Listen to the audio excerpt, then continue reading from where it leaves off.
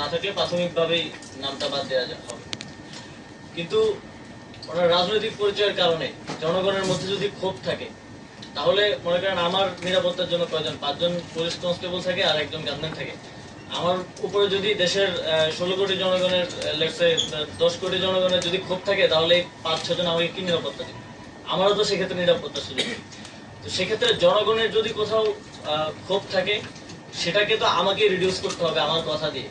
আমার মনে হয় যে ওনাকে ওনার জায়গাটা পরিষ্কার করা প্রয়োজন, রাজনৈতিক জায়গা থেকে ওনার যে রাজনৈতিক অবস্থান সেটা নিয়েও কথা বলা প্রয়োজন। অলরেডি মাশরাফি বিন মুর্তজা বোধহয় কথা বলেছেন সে বিষয়টি নিয়ে। তো জনগণের পক্ষ থেকে যদি নিরাপত্তা ঝুঁকি থাকে, সেটা কেউই কাউকে আসলে দিতে পারবে না। শেখ হাসিনাকেও নিরাপত্তা দেওয়া যায়নি, তাকে দেশ ছেড়ে পালাতে হয়েছে। তো সেই জায়গাটা রাজনৈতিক বিষয়টা পরিষ্কার করার প্রয়োজন বলে আমি মনে করি। কিন্তু একজন খেলোয়াড় হিসেবে আমাদের প্রত্যেক খেলোয়াড়কে নিরাপত্তা দেওয়াই আমাদের দায়িত্ব, এবং সেই দায়িত্বটা আমরা পালন করি।